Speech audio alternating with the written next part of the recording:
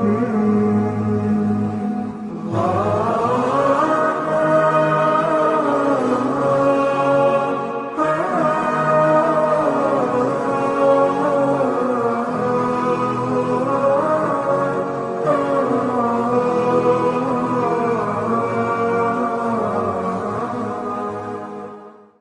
حول ولا قوة إلا بالله العلي العظيم.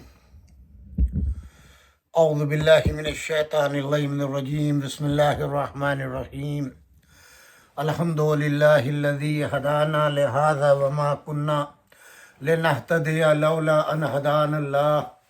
لقد جاءت رسل ربنا بالحق والصلاة والسلام على رسول الثقلين محبوب رب المغربين والمشرقين جد الحسن والحسین بالقاسم محمد.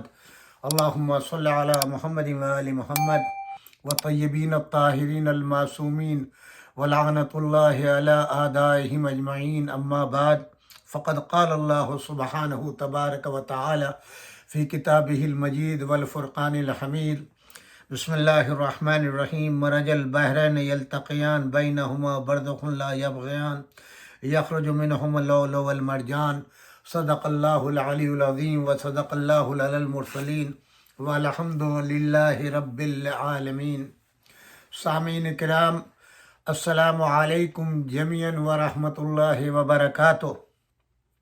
آج ماہ مبارک رمضان کی 15 تاریخ ہے اور آج ولادت کا دن ہے امام حسن مجتبیٰ سبط رسول اللہ صلی اللہ علیہ وآلہ وسلم کا. آپ 3 ہجری 15 ماہ رمضان المبارک 3 ہجری کو اس عالم کے اس سرزمین کے اوپر آپ نے قدم رکھا، آپ تشریف لائے. میں نے جس آیہ مبارکہ کی تلاوت کی ہے سورہ رحمان کی آیت نمبر 19 سے لے کے 22 تک، اللہ نے 2 دریا بہا دیے، وہ باہم ملتے ہیں اور ان دونوں کے درمیان ایک پردہ ہے کہ ایک دوسرے پر زیادتی نہیں کر سکتا.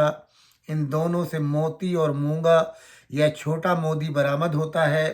حضرت صادق آل محمد علیہ السلام سے منقول ہے کہ علی و فاطمہ 2 بحر عمیق ہیں کہ ان میں سے کوئی ایک اپنے دوسرے رفیق پر زیادتی نہیں کرتا. اور موتی اور مونگے یا چھوٹے موتی سے امام حسن اور امام حسین علیہ السلام ہے. یہ تفسیر ہے، تفسیر در منصور جلد نمبر 6 صفحہ 142 سے لے کے 143 تک، مطبوعہ مصر. آج میں جس کتاب سے استفادہ کر رہا ہوں یہ امام حسن مجتبیٰ علیہ السلام کی حیات طیبہ پر مشہور مؤلف جناب خواجہ محمد لطیف انصاری مرحوم نے مرتب فرمائی ہے. ان کی تحقیق ہے. مکمل حیات امام حسن مجتبیٰ علیہ السلام کے اوپر یہ کتاب لکھی ہے اور کوئی پہلو انہی نے کسی عنوان سے تشنع نہیں چھوڑا. حتی الامکان زبان اردو کے اندر جس طریقے سے انہوں نے تفصیل سے امام حسن مجتبیٰ کی تاریخ لکھی ہے اور بڑے ہی صاحب نظر تھے، پڑھی لکھی شخصیت تھی، محقق تھے، انہوں نے ترتیب دیا ہے.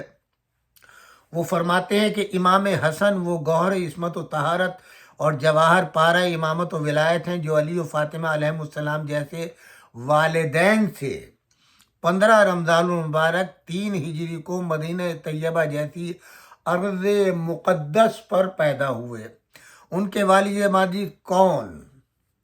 علی مرتضیٰ، وہ علی جو وقت بعثت سب سے پہلے تصدیق رسالت فرما کر سابق الاسلام کہلائے. اب انہوں نے باقاعدہ جتنے القاب مولا کے لکھے ہیں اسی لحاظ سے تاریخ اسلام یا احادیث کی کتابوں کا حوالہ دیا ہے اور جن کتابوں کے مولا علی علیہ السلام کے حوالے سے یہ لکھے ہیں: استیعاب ارجح المطالب، تفسیر سولبی، فردوس الاخبار، ارجح المطالب، ترمذی، سیرت النبی مولانا شبلی نعمانی، ریاض النظرہ، حیات الحیوان، مناقب خوارزمی، روضۃ الاحباب،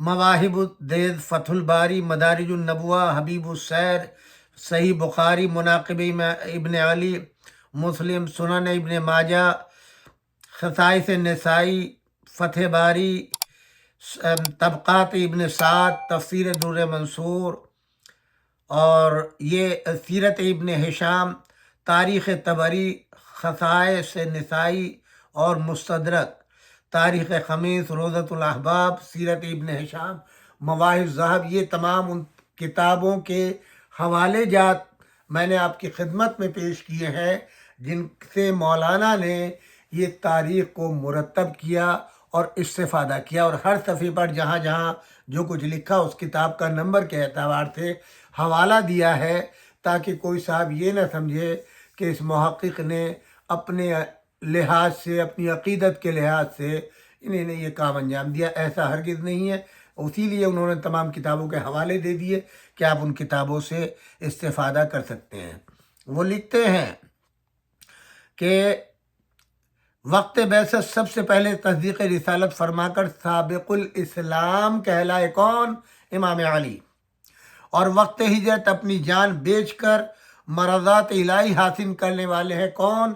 علی ابن ابی طالب، جو ہر غزوے میں سرکار رسالت کے علم بردار ہیں، جو غزوہ بدر میں کفر کی گردن توڑ کر بدر کا ہیرو کہلائے، جو احد کے میدان میں جبکہ رسول اللہ صلی اللہ علیہ وآلہ وسلم کے ساتھی میدان چھوڑ کر بھاگ گئے تھے، فرار کر گئے تھے، تو ثابت قدم جانثار رہے کون؟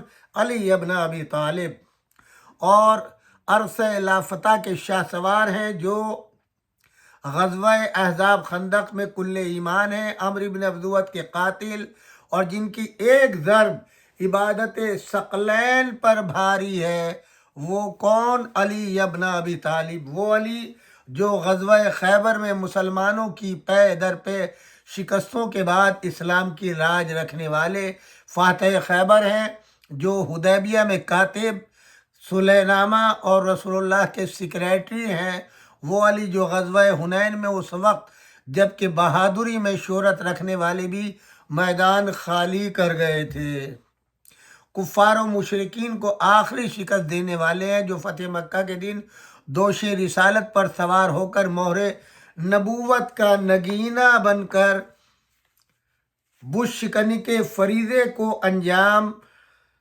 دے رہے ہیں، اور اللہ کے گھر اور مرکز توحید قبلہ اول کو بتوں کی نجاست سے پاک کرنے والے ہیں، اور تبوک میں رسول اللہ کے جانشین اور خلیفہ بن کر رسول اللہ صلی اللہ علیہ وآلہ وسلم کی قائم مقامی کے فرائض انجام دے رہے ہیں، اور مکے میں محضر سورہ برات پر اہل بیت کی مہر ثبت کر کے علی منی و انا منہ کے اعلان سے سرفراز و سربلند ہے، وہ علی جن کو تاریخ اسلام سے جدا نہیں کیا جا سکتا۔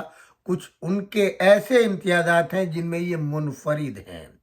علی کی پیشانی کبھی بتوں کے سامنے نہیں جھکی، اس لیے امتیاز ان کا ہے، کرم اللہ وجہہ سے ممتاز کیا گیا۔ سب صحابہ کے دروازے مسجد نبوی میں بند ہو گئے، مگر ان کا دروازہ مسجد میں کھلا رہنا ان کی طہارت و پاکیزگی کا اعلان کر رہا ہے۔ ان کی بیت اللہ میں ولادت ان کے حدیث سے پاک ہونے کا عملی اظہار آیہ تطہیر کی شکل میں ہے۔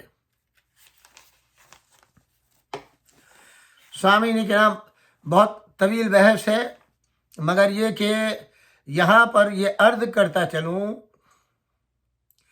کہ امام حسن ایک عظیم الشان باپ کے عظیم الشان فرزند ہیں، جن کی مادر گرامی بضعت الرسول، اگر علی نہ ہوتے تو کائنات میں ان کا کوئی کفو نہ ہوتا۔ ان کی جلالت شان کی اس سے بڑھ کر کیا دلیل ہوگی کہ ان کی تعظیم کے لیے اللہ کے حبیب سید المرسلین خاتم الانبیاء سب سے بزرگ بعد از خدا اٹھ کر کھڑے ہو جاتے ہیں۔ اللہ کی ماں سے، اللہ کی زبان و وحی ترجمان نے ان کا نام فاطمہ رکھا، جس کے معنی اپنی اولاد اور اپنے غلاموں کو جہنم سے چھڑانے والی ہے۔ اس عظمت و جلال کا کیا کہنا کہ سرکار رسالت کا ایک حصہ ہے اور جزب نبوت ہے، جس پر فاطمۃ و بذت منی گواہ ہے، کیونکہ یہ صنف نسواں کے لیے اسی طرح اسوہ حسنہ اور نمونہ عمل ہے جس طرح صنف رجال کے لیے محمد مصطفیٰ صلی اللہ علیہ وآلہ وسلم ہے اور عصمت کبریٰ ہے، جس پر آیہ تطہیر کی مہر تصدیق ہے۔ اتنے عظیم قائم المختصر امام حسن مجتبی علیہ السلام ایسی عظیم الشان ماں کے عظیم الشان فرزند ہے، اتنے عظیم الشان ماں باپ، اتنے جلیل القدر اور جلیل الشان والدین کے باوجود اللہ کی زبان نے آیہ مباہلہ میں انہیں ابناءنا کے امتیاز سے ممتاز فرما کر دنیا کو بتلا دیا کہ یہ سید المرسلین خاتم الانبیاء کے بیٹے ہیں۔ اللہ نے ان کی ابنیت رسول کا قرآن میں اعلان فرمایا، حسنین علیہ السلام ہی ابنائے رسول ہیں۔ رسول اللہ صلی اللہ علیہ وآلہ وسلم امت میں سے کسی مرد کے باپ نہیں ہیں، حالانکہ ان کی بیوییں امت کی مائیں ہیں۔ یہ عجیب ہے کہ بیوییں امت کی مائیں ہیں مگر ان کا شوہر باپ کسی کا نہیں ہے۔ اس سے صاف آیا ہے کہ اللہ تعالیٰ رسول اللہ صلی اللہ علیہ وآلہ وسلم کی ابوت کو حسنین کے لیے مخصوص رکھنا چاہتا ہے اور اس میں کسی کو شریک کرنا نہیں چاہتا۔ یہ ماں باپ سے بڑھ کر نانا کے فرزند ہیں، وہ نانا جو رحمت للعالمین ہے، اور حسنین اس رحمت کے دو حصے کفلین من الرحمہ ہے۔ قرآن مجید نے انہیں کفلین من الرحمہ کے لقب سے یاد فرمایا ہے۔ کون؟ امام حسن علیہ السلام، سیادت جن کا حصہ ہے، انہیں سیادت ورثے میں ملی ہے۔ انہی نے سیادت کو اپنے اعمال و کردار سے بھی حاصل کیا ہے۔ نانا سید المرسلین ہے تو ماں سیدت نساء العالمین، اگر باپ سید اولیاء ہے تو نانی سیدت النساء، جس کی دولت و ثروت کے زیر سایہ اسلام پھلا پھولا اور بڑھا، یعنی محسن اسلام حضرت ابو طالب عمران، جنہوں نے اللہ کے آخری رسول کو اپنے آغوش عاطفت میں پرورش کیا اور اپنے بیٹوں سے بڑھ کر پالا، جس کے وقار کے زیر سایہ اسلام نے اپنی ابتدائی منازل اور نشو و ارتقاء کو طے کیا۔ سید قریش ہیں پردادا عبد المطلب سید بطحاں، یہ خود ان کے بھائی سرکار شہادت امام حسین علیہ السلام جوانان بہشت کے سید و سردار ہیں۔ ماں باپ کے سوا یہ افضل کائنات خیر البشر ہے۔ کون؟ امام حسن جو آل ابراہیم بھی ہیں، آل عمران بھی ہیں، تاج اصطفاء سے سرفراز و سربلند بھی۔ کون؟ امام حسن جو عبداللہ بھی ہیں، ولی اللہ بھی ہیں، المولود شہر اللہ بھی ہیں، اور شہید فی سبیل اللہ بھی ہیں، ہادی بامر اللہ بھی ہیں، التابع لمرضات اللہ بھی ہیں، وارث کتاب اللہ بھی ہیں، اور امام منصوص منان اللہ بھی ہیں، جنہیں نے اللہ کی راہ میں اپنا سارا مال 3 مرتبہ لٹا دیا اور 2 دفعہ اپنا آدھا مال مساکین و یتامہ میں اور بیواؤں میں تقسیم کر دیا۔ وہ حسن مجتبی جنہیں نے 25 حج پا پیادہ کیے، جن کے خون اور خشتے کا یہ عالم تھا کہ جب وضو کرتے تھے تو آپ کے بدن کے جوڑ جوڑ خوف الہی سے کانپنے لگتے تھے، چہرے کا رنگ زرد پڑ جاتا تھا۔ اس پر آپ فرماتے تھے جو شخص اپنے معبود جلیل کے سامنے کھڑا ہو اس کا یہی حال ہونا چاہیے۔ وہ امام حسن جسے اشرف اولاد آدم سرکار دو عالم محمد مصطفیٰ صلی اللہ علیہ وآلہ وسلم اپنے کاندھوں پر سوار کر کے خود نعم مرکب بنتے تھے، انہیں نعم راکب بناتے تھے۔ وہ امام حسن جو صغر سنی اور بچپن میں لوہے محفوظ کا مطالعے سے مفتخر اور ممتاز تھے۔ یہ طبرانی نے ارجح المطالب نے، وہ امام حسن جو اپنے پہلو میں ایک درد مند دل رکھتے تھے اور اس وقت تک کھانا تناول نہیں کرتے تھے جب تک یہ معلوم نہ کر لیں مدینے میں کوئی مسکین، کوئی یتیم فاقے سے تو نہیں ہے۔ جو سواری سے اتر کر مساکین اور فقراء میں زمین پر بیٹھ جاتے تھے، انہیں اپنے علوم لدنی اور معصومانہ اخلاق سے مستفید فرماتے تھے۔ وہ امام حسن جو دن میں اکثر روزے سے رہتے تھے، راتوں کو عبادت الہی میں کھڑے رہتے تھے، وہ امام حسن جنہیں نے انسانی درد دل سے تاج و تخت کو ٹھکرا دیا، آتش پیکار کو اپنے ایثار و قربانی سے بجھا دیا، وہ امام حسن جن کے متعلق سرکار رسالت کی زبان وحی و ترجمان نے ارشاد فرمایا تھا کہ حسن و حسین ہر حالت میں امام ہیں، خواہ ان میں سے کوئی تلوار لے کر معاندین سے جنگ کے لیے کھڑا ہو جائے یا اسلام کی فلاح و بہبود کے لیے معاہدہ کر لے، التواء جنگ کر کے گوشہ مذلت میں بیٹھ جائے۔ امام حسن علیہ السلام پر اعتراض کرنا بہت آسان ہے، لیکن انہیں سمجھنا بہت مشکل ہے۔ انہیں وہی سمجھ سکتا ہے جس کے سینے کو توفیقات الہیہ نے علم و عرفان سے روشن اور منور کیا ہو۔ انہیں وہی سمجھ سکتا ہے جس کے دل و دماغ کو قرآن کے نور و ضیاء سے روشن کیا گیا ہو۔ انہیں وہی سمجھ سکتا ہے جن کے دل میں مودت قربا کی شمع روشن ہو، جو حدیث ثقلین سے رہنمائی حاصل کر رہا ہو، جو اہل بیت کے سفینے پر سوار ہو۔ ایسے افراد انہیں کیا سمجھیں گے جن کے دل و دماغ پر سیاست امویہ کی گھنگور گھٹائیں چھائی ہوئی ہوں۔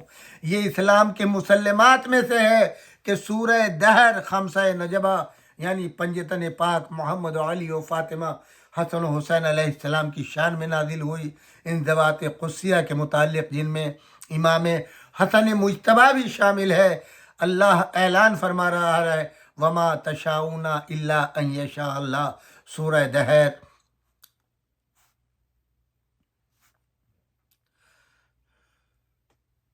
آل محمد کی مشیت اللہ کی مشیت، آل محمد کی رضا اللہ کی رضا۔ زبان عصمت نے فرمایا رضا اللہ کی رضا، اہل بیت، ہم اہل بیت کی رضا وہی ہے جو اللہ کی رضا ہے۔ اب اگر ہم رسول اللہ کی طرح سلوک کر لیں جیسا کہ حضور علیہ السلام نے حدیبیہ کے موقع پر کیا، تو ان کا سلوک کرنا رضا الہی و مشیت معبود ہے۔ اگر رسول اللہ صلی اللہ علیہ وآلہ وسلم کی طرح تلوار اٹھا کر بدر و حنین، احد و خندق و خیبر و موتا میں اتر پڑیں تو یہ ان کا جہاد مشیت الہی ہے، جہاد فی صراط المعبود ہے۔ ان ذوات قدسیہ کو اپنے نفس پر قیاس نہیں کرنا چاہیے۔ یہ حضرات ذاتی اغراض و مقاصد کے لیے کسی سے تصادم نہیں رکھتے، ان کی لڑائی بھی اصول شریعت و مذہب کے لیے ہوتی ہے۔ امام حسن علیہ السلام کی سلوک شرائط کے متعلق علامہ ابن حجر مکی صواعق محرقہ میں لکھتے ہیں، نمبر 1، تفصیل بعد میں بتاؤں گا، معاویہ حکومت اسلام میں کتاب خدا و سنت رسول اور صحیح رستے پر چلنے والے خلفاء راشدین کے طریقے پر عمل کرے گا۔ یہ کتاب ہے۔ معاویہ کو اپنے بعد کسی خلیفہ کے نامزد کرنے کا حق نہیں ہوگا۔ شام و عراق و حجاز و یمن میں سب جگہ کے لوگوں کے لیے امان ہوگی۔ حضرت علی علیہ السلام کے اصحاب و شیعہ جہاں کہیں بھی رہیں، جن کے جان و مال اور ناموس اور اولاد محفوظ رہیں گے۔ بہت غور سے سنیے گا، یہ معاویہ حسن ابن علی اور ان کے بھائی حسین اور کسی کو بھی خاندان رسول میں نقصان پہنچانے سے یا ہلاک کرنے کی کوشش نہیں کرے گا، نہ خفیہ طریقے سے نہ اعلانیہ، اور ان میں سے کسی کو کسی جگہ دھمکایا یا ڈرایا دہشت میں مبتلا نہیں کیا جائے گا۔ یہ معاہدہ ربیع الاول سن 41 ہجری یا جمادی الاولیٰ کو عمل میں آیا۔ بعض مورخین نے ان پنجگانہ شرائط کے علاوہ ایک شرط کا اور بھی ذکر کیا ہے، یعنی جناب امیر المومنین علی بن ابی طالب کی شان میں جو کلمات نازیبہ اب تک مساجد اور جامع اور قنوت اور نماز میں استعمال ہوتے رہے وہ ترک کر دیے جائیں، جو تقریباً 70,000 ممبروں سے مولا امیر المومنین علی بن ابی طالب، جو مسلمانوں کے بھی چوتھے خلیفہ ہیں، ان پر سب و شتم معاویہ کے خدا اس پر ملعون پر لعنت کرے اس کے حکم سے ہوتا تھا۔ یہ شرائط نامہ ابن حجر مکی نے اپنی تالیف میں لکھا ہے۔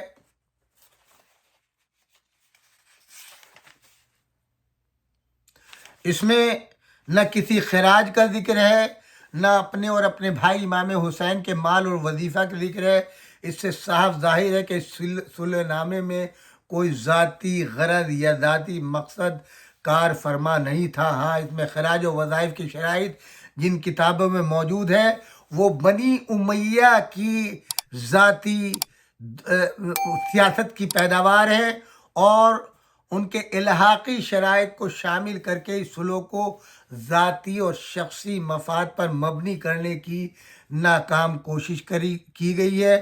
ان شرائط سے جو ابن حجر مکی نے لکھی معلوم ہوتا ہے کہ صلح نامہ اصول مذہب، شریعت کی حفاظت اور صیانت کے لیے تھا۔ اس صلح نامے کی شرائط نے معاویہ کو جو خلافت کی نقاب اوڑھ کر سیاسی مقاصد میں کامیاب ہونا چاہتا تھا اس کو بے نقاب کر دیا۔ سامعین کرام، سب سے پہلے منزل یہ ہے کہ جب جناب رسول خدا صلی اللہ علیہ وآلہ وسلم اپنے آخری فرزند کو جنت المعلیٰ میں دفن کر کے باہر آ رہے تھے تو مشرکین مکہ نے، ان کے چند اوباشوں نے حضور کو طعنہ دیا کہ اب تو تمہاری اولاد نرینہ ختم ہو گئی، اب آگے تمہاری نسل کیسے چلے گی؟ دیکھا ہمارے خداؤں کو برا کہنے کا نتیجہ، ہمارے خداؤں نے تمہیں مقتون نسل کر دیا۔ یہ بہت بڑا طعنہ تھا رسول اللہ پر۔ گھر آئے، بارگاہ الہی میں ہاتھ بلند کیے، میرے معبود تو نے میری تمام اولادیں لے لی، مجھے کوئی شکوہ نہیں، تیری مرضی، تیری نعمت تھی، تو نے عطا کی تھی، تو نے لے لیا، میں تیری راضی برضا ہوں، تیرے حکم کے تابع ہوں، تیرے حکم کے امر کے تابع ہوں، تو نے ان کو لے لیا ہے، شکر ہے، تیری نعمت تھی، تجھے اختیار تھا۔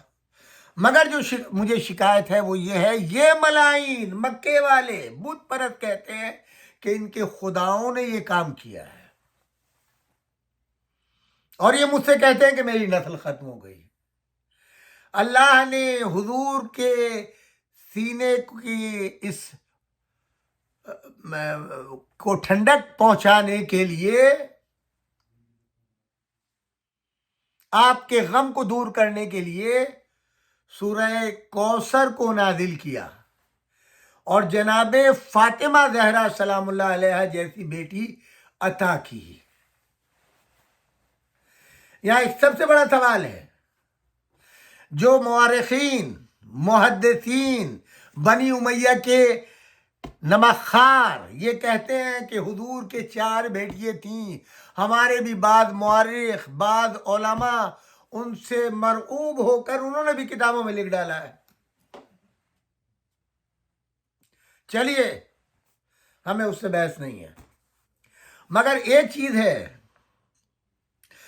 جناب فاطمہ زہرا کے علاوہ جو 3 بیٹیوں کا تذکرہ ہوتا ہے تو ظاہر ہے یہ تو مسلمات سے ہے کہ جناب فاطمہ چھوٹی بیٹی ہیں اور آخری بیٹی ہیں، اس سے تو کوئی انکار نہیں کر سکتا۔ تو جو دوسری بیٹی ہیں وہ تو بڑی رہی ہوں گی نا۔ تو جب اللہ یہاں بیٹی سے نسل چلا رہا ہے تو کیا ان مشرکین مکہ کو نہیں پتا تھا کہ اور بیٹیاں موجود ہیں، ان کی اولاد سے نسل چل سکتی ہے؟ یہ اس بات کی دلیل ہے کہ اس وقت کوئی بھی بیٹی موجود نہیں تھی، اور حضور کے صرف ایک ہی بیٹی تھی جس کا نام جناب فاطمہ الزہرا۔ اور اگر ہم یہ تسلیم کر لیں کہ اور بیٹیاں تھی، چلیے تسلیم کر لیا، مگر کیا کوئی بیٹی جناب فاطمہ زہرا کے مقابل تھی؟ کہیں کوئی ذکر و اذکار ملتا ہے؟ کبھی کوئی خیرات کی ہو، کبھی کوئی صدقہ دیا ہو، کسی غریب کو کھانا کھلایا ہو، کسی یتیم کی پرورش کی ہو، کوئی کبھی میدان میں اپنے بابا کی مدد کی ہو؟ اما حتیٰ کے مال پہ تو سب اپنی جان دینے کو تیار ہو جاتے ہیں، جب جناب فاطمہ نے اپنے حق کا مقدمہ کیا تو وہ بیٹی کہاں چلی گئی تھی؟ کیوں نہیں حصہ بٹوانے کے لیے آئی؟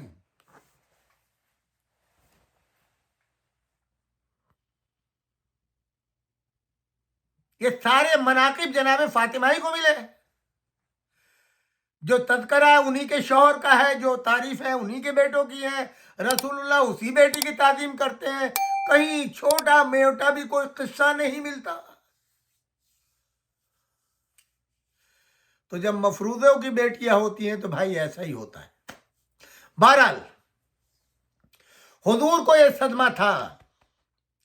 سورہ بتا رہا ہے کیا؟ بسم اللہ الرحمن الرحیم، انا اعطیناک الکوثر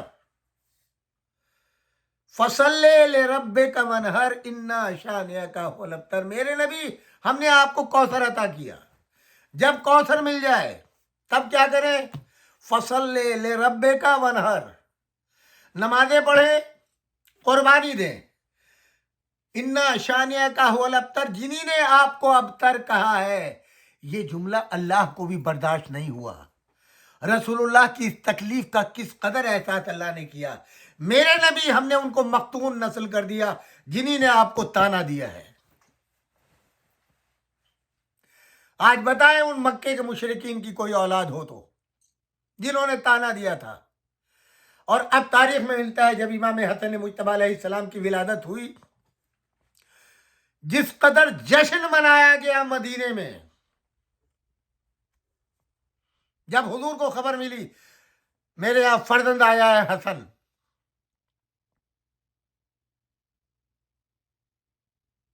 تو کیا فرمایا؟ کون ہے تیز رو جو جلد سے جلد مکے والوں کو خبر کرے کہ میرے اللہ نے مجھے صاحب اولاد کر دیا۔ جلدی سے جاؤ مکے والوں کو۔ کوئی مدینے کا شخص ایسا نہیں ہے جس نے آپ کے عقیقے کا گوشت نہ کھایا ہو۔ کئی روز تک قربانیاں ہوتی رہیں۔ کوئی مدینے کا فرد ایسا نہیں ہے جو حضور کی اس خوشی میں شریک نہ ہو۔ جو آج آپ کے ہاں حکم ہے عقیقے کا، بیٹی ہو یا بیٹا، یہ کس سے شروع ہوا؟ امام حسن مجتبی سے۔ یہ بھی یاد رکھیں، 3 ہجری ولادت ہے امام حسن کی، 4 ہجری ولادت ہے جناب امام حسین کی، وفات ہے 11 ہجری، یعنی 11 ہجری کا شروع، محرم پہلا مہینہ، صفر دوسرا مہینہ۔ امام حسن مجتبی کی 7 سال عمر ہے، امام حسین کی 6 سال عمر ہے۔ جتنی احادیث ان شہزادوں کی فضیلتوں میں رسول اللہ نے بیان فرمائی ہے، ان کی عمروں کو پیش نظر رکھے۔ الحسن والحسین سید شباب اہل الجنہ، ہذان امامان قاما او قعودا۔ اس کم عمری کے اندر جوانان جنت کی سرداری کا سرٹیفکیٹ نانا سے لیا ہے، خاتم النبیین سے لیا ہے ان شہزادوں نے۔ امام ہونے کا لقب کہ یہ امام ہوں گے امت کے، امام قائد ہوتا ہے، رہبر ہوتا ہے۔ بے غیرت امت والو، ان کا مقابلہ کرو گے؟ ان کے مقابل جو ہے بنی امیہ کے لونڈوں کو لاؤ گے؟ ان نا ہنجاروں کو جنہیں نہ شریعت آتی ہے، نہ قرآن آتا ہے، نہ کلمہ آتا ہے۔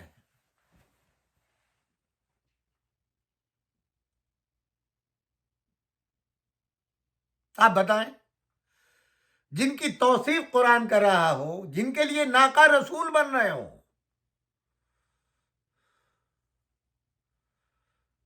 آپ بتائیں رسول ناقہ بنے ہوئے ہیں۔ دونوں شہزادوں نے کہا کہ عید کا دن ہے، ہمارے پاس ناقہ نہیں ہے، بن گئے ناقہ۔ دونوں بچوں کو بٹھا لیا، ایک زلف ایک کے ہاتھ میں، ایک زلف ایک کے ہاتھ میں۔ ہمارے آپ کے بچے ہوں گے، ہر بچہ اپنی طرف کھینچے گا، مگر یہ ہے میزان عدل، یہ امام ہے فیوچر کے۔ اب جدھر حسن موڑیں گے ادھر نبی موڑیں گے، جدھر حسین موڑیں گے ادھر موڑیں گے، نہیں، دونوں کی سیرت اور کردار ایک ہوگا۔ حضرت ابوبکر نے جب دیکھا تو کہا ماشاءاللہ کیا بہترین سواری ہے۔ حضور نے جھڑک دیا، یہ دیکھو کتنے اچھے سوار ہیں کہ اللہ کا رسول ان کے لیے ناقہ بنا ہے۔ जिनकी पोशाकें जन्नत से आती हों, जिनके झूले को जिब्राइल आके झुलाते हों, जिनके दरवाजे पर आकर के मलाइका सलाम करते हों, उनका मुकाबला तुम करोगे ऐरे गैरे नत्थु खैरों से, जिन लौंडों को इस्तिंजा करना ना आता हो, जो शरीयत की शिन ना जानते हो, जिनके आबा और अजदाद की पूरी जिंदगी कुफ्र इलाहाद में गुजरी हो, जिनका खून ही जो है वो शराब और कबाब से बना हो, उनका मुकाबला साहिबान तथहीर थे। अस्तगफिरुल्लाह नऊज़ु बिल्लाहि मिन ज़ालिक। ये तो वारिसाने जन्नत हैं।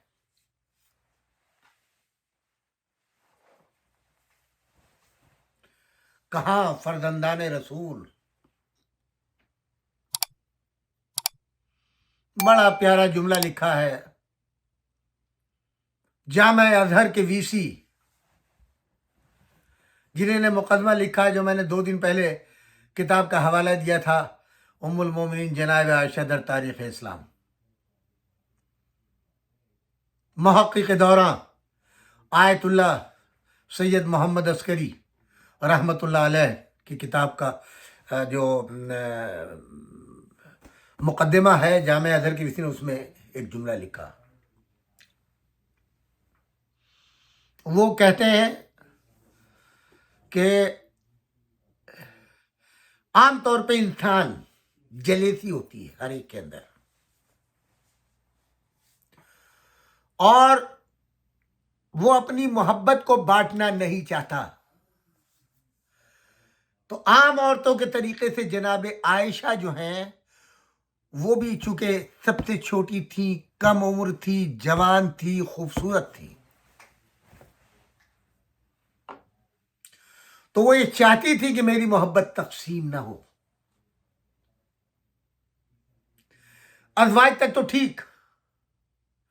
कहते हैं कि जनाबे फातिमा ज़हरा सलामुल्लाह अलैहा की जो मोहब्बत थी दुनिया में, वो किसी के नहीं। खुद जनाब आयशा कहती हैं कि अगर रसूल को दुनिया में सबसे ज्यादा कोई महबूब था तो वो जनाब फातिमा ज़हरा। अब वो कहते हैं कि अभी तो जनाब फातिमा तक महदूद था, अब इमाम हसन दुनिया में आ गए, रसूलुल्लाह की खुशियां दोबाला हो गई, हर वक्त बच्चे को गोद में लिए हुए हैं। तो शहजादी तो कभी कभी आती थी तो इनका दिल जलता था, अब बच्चा तो हर वक्त रसूलुल्लाह की आगोश में है, लिहाजा वो जलन, वो हसद जो था शबाब पे पहुंच गया, जिसकी बिना का ऊपर ये तमाम की तमाम चीजें पैदा हुई। दामन वक्त में गुंजाइश नहीं है, इतना ही काफी है। हर उम्मती के ऊपर वाजिब है इमाम हसन व हुसैन की मोहब्बत, जनाब फातिमा की मोहब्बत, अली इब्न अबी तालिब की मोहब्बत। क्यों? अजरे रिसालत है इनकी मोहब्बत। कुल ला असलकुम अलैहि अजरन इल्लल मवद्दता फिल कुर्बा। बहस करूंगा कभी इस आयत के ऊपर। कुरान ने खुद बता दिया कि कराबतदार रसूल कौन है, उसके लिए मैदान सजा दिया, मैदान मुबाहिला। जो रसूल के कराबतदार हो आ जाओ, मिसल रसूल के किरदार हो, उतने ही सच्चे, उतने ही अमीन, उतने ही ताहिर। एक नहीं मिला, मर्दों में कोई आओ, औरतों में कोई आओ,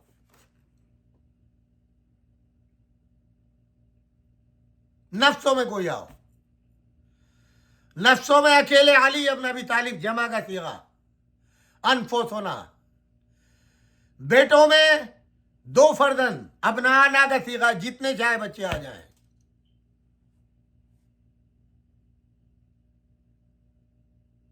निसाना जमा का सीगा, जितनी औरतें आ सकती हो आए।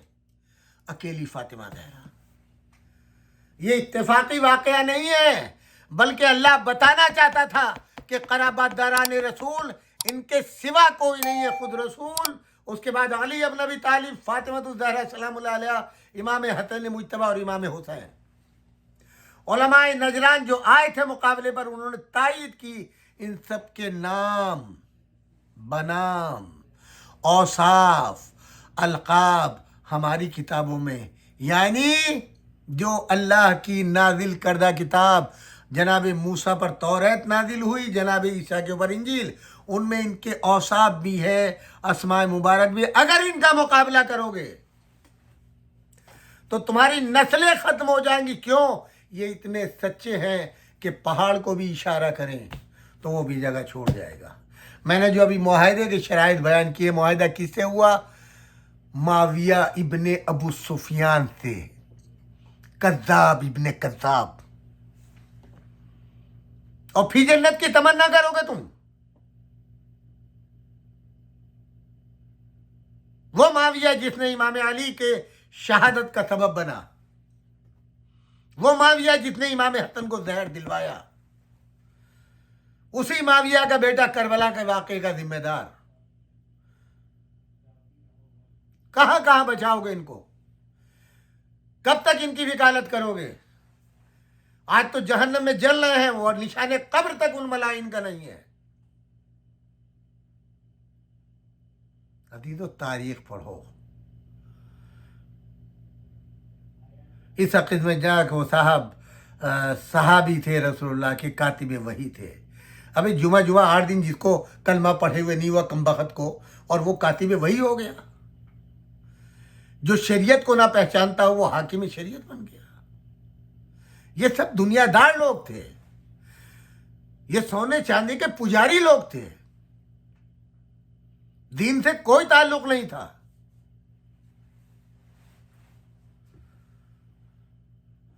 شراب و کباب کی محفلیں ان کی رہتی تھیں،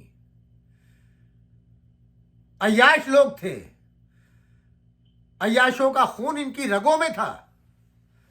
کہاں رحمت للعالمین کا خانوادہ، اور کہاں یہ نجیس اولادیں اور ان کا تقابل۔ استغفر اللہ، نعوذ باللہ من ذالک۔ سامعین کرام، انہی چند کلمات کے ساتھ آج کی تقریر کو ختم کر رہا ہوں۔ انشاءاللہ بقیہ حصہ جو کمی رہ جائے گی، بہرحال مکمل تو کبھی ہو ہی نہیں سکتی، کیونکہ ان کے فضائل ختم نہیں ہوں گے، کائنات ختم ہو جائے گی۔ ان کلمات کے ساتھ اللہ آپ کو سلامت رکھے، خیر و برکت دے۔ اس مولود کے صدقے میں جو بے اولاد ہیں ان کو صاحب اولاد بنائے، آپ کی مشکلات کو حل فرمائے، آپ کے رزق میں خیر و برکت عطا فرمائے، آپ کو کسی کا محتاج نہ رکھے سوائے در اہل بیت کے، بحق اہل بیت اطہار، بحق امام حسن مجتبی اور سید الشہداء امام حسین، ان کی مادر گرامی جناب فاطمہ الزہرا، ان کے بابا مولائے کائنات امیر المومنین علی ابن ابی طالب، اور ان کے نانا شافع محشر حضرت محمد مصطفیٰ صلی اللہ علیہ وآلہ وسلم کے صدقے میں آپ تمام کی دلی مرادیں پوری ہوں، آپ کے مرحومین کی مغفرت ہو، جو مومن و مومنات بیمار ہیں ان سب کو شفا عاجل و کامل ہو۔ پر آج کے دن کا پروگرام ہمارے عزیز دوست بھائی جناب آغا مزمل عباس نے اسپانسر کیا ہے۔ ان کے خانوادے کے مرحومین کے لیے سورہ فاتحہ کی گزارش ہے۔ پروردگار عالم ان کے رزق میں خیر و برکت عطا فرمائے، ان کے بچوں کو سلامتی عطا فرمائے، ان کے تمام برادران بہنوں بھائیوں کو صحت و سلامتی دے۔ ان کے مرحومین جناب آغا تصدق عباس، اختر جہاں آغا محسن عباس، ساکیہ سلطانہ میمونہ خاتون آغا احسن عباس، حسینہ بیگم، علی منور زیدی، آغا افسر عباس، محمد رضا عباس، رضی حسین اور سروت جہاں، ان تمام مرحومین کے لیے، آپ کے مرحومین کے لیے، میرے والدین کے لیے سورۃ الفاتحہ۔ والسلام علیکم جمیعاً ورحمۃ اللہ وبرکاتہ۔